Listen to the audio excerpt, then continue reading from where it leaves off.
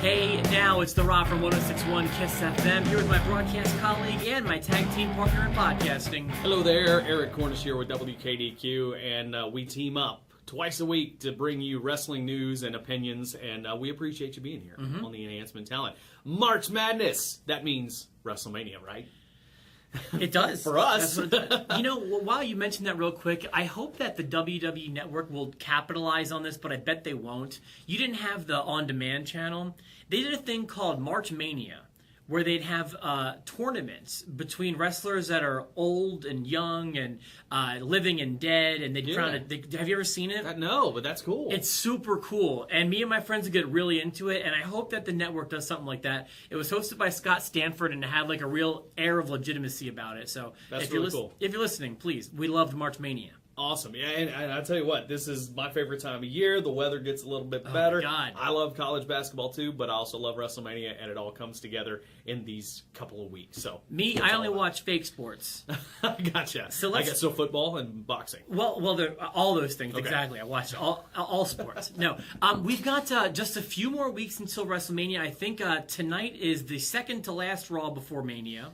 We're getting into the final gear here, the final stretch before WrestleMania. The card is maybe complete by now. Getting close, yeah. And there's two matches we haven't talked about at all on this webcast yet. Yeah, and I think they're worth discussing because they involve mid-card titles, or at least things that are viewed as mid-card titles, and that is the Intercontinental Title and the Tag Team titles. And nothing official yet on the tag team scene, but we do have an Intercontinental Title match. We'll get to that next, but it looks like the direction they're headed for the tag team match, which they've done a lot at WrestleMania, is a four-way type scramble, or just four-way elimination or some kind of match here. Yeah, they always do stuff like this.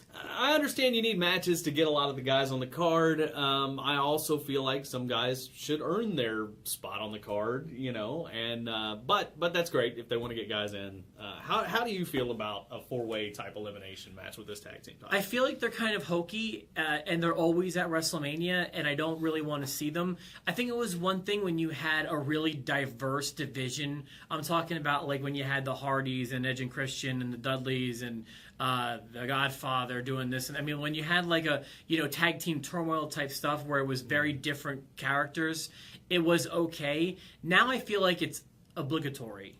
Yeah, and it's weird because I mean, if you look at the last 10, 15 years, I mean, you can count a handful of tag team title matches that were just a simple tag team versus tag team. I think a couple years ago, maybe it was Miz and Morrison might have I think they defended. But it was like pre-show stuff, against the Colognes. I think you had, I remember 22, where I was there, it was Big Show and Kane defended against Masters and Carlito. But other than that, you've seen a lot of these matches, a lot of these eliminations or battle royals or whatever, or not even defended at all. But I don't know. Here's my biggest problem with this match is that you've actually got a lot of tag teams right now, and you're not utilizing a few of them. I mean, they've just not at all organically plugged the Matadors back in. Which I'm glad you brought that up, because that was so weird seeing them on Monday. Well, I mean, it was completely obvious what was happening. Yeah. I mean, it was like, oh, okay, we got to set up a WrestleMania match. Let's put these guys in, make them cheat, and now they're heels. Let's do it in one segment, get all this stuff in. I think I speak for both of us when I say we'd rather see just one really good tag match, just one-on-one, instead of having 8 guys in, kind of like a messy scramble situation. I almost feel like now one of the tag teams is missing something in this. Well, not really. I guess everybody kind of has their third guy, girl, or bull in this match. So you could kind of get everybody in. I guess so. And it's not official yet, but it looks like it's going to be the New Day, the Usos, and the Matadors challenging Tyson Kidd and teams Cesaro. That, for the most part, don't really speak to me or excite me. Like, I like Kidd and Cesaro, but I feel like they're kind of thrown together. I think they're going to be a great team. I think so too, but they're just like, they're missing a little something storyline-wise for me. Here, let me throw a tag team name out to you and how this team is going to mirror another team. New Age Outlaws. I'm okay with that. Those guys had absolutely zero going for them. Zero. I mean, they were like Zack Ryder and Adam Rose to that time. I'm serious. That's what they were. They throw these guys together, and all of a sudden, it's magic, and they became one of the greatest tag teams of all time. I really believe that's what can happen with these guys, and I hope it does. You may disagree with me here. I don't care about the Usos. I don't. They've carried the division well. I mean, when they're the only team out there that is consistent, I think they've carried the team well. I do like them. I get kind of tired of them from time to time. New Day hasn't impressed me yet. I've wanted to like them, but haven't had anything to cling on to. Love the parts, but they haven't done anything with that gimmick. And the Matadors just got hot-shotted in, so it's not 4 teams I'm excited about. I would love to see Cesaro and Kidd walk away with a victory. Yeah, and I think they will. But seeing, even though they haven't caught fire, seeing a team like the Ascension being added to that would be good in my opinion. Mm-hmm. Seeing the recently returned primetime players, I mean, I think the crowd got excited about that. Yeah. Put them in there. Even teams that they've been toying with on house shows, like Bo Dallas and Tyler Breeze have been teaming together quite a bit. Right. Something like that. Just, if you're going to put the tag teams, just throw them all in there. Why not? And just have a big battle royal like you did at 13. Or just give me Cesaro and Kidd versus the Usos, and you got yourself a match. That's fine. Let's talk about the Intercontinental title. It's in my opinion right now that at least over the past several years, maybe decade, the Intercontinental title is very visible. As opposed to other points in time. Yeah, I think this feud, I mean, especially considering you have so many high-profile people in it. You've got a lot of main event guys in there. You've got guys that could easily be main eventers in this match. That it's going to make the Intercontinental title a little more prestigious. But I love how they're goofing around with it and stealing it from each other and putting the focus on the belt. Yeah, I like that a lot. Absolutely. I think R-Truth is kind of shoehorned in there, but at the same time, this might be his last. I mean, he's been around for a long time. Well, Let's not forget, he was on WrestleMania 2000. He's been around a lot. He was, wasn't he? Yes, he was. So while I didn't recall that part, you're right, he was with Road Dogg, right? Yeah. Well, he's been, I feel, carrying this feud for the most part. Yes, he at least has. with the belt. He's not in the ring with the other guys, but the potato sack was funny, I thought. And putting the emphasis on the title. I like that. Yeah, he's kind of carried that part of the match. I feel like a guy like Daniel Bryan has to win it. And I only say that because, Dolph has had it, and he's had it, for a blink of an eye a couple times.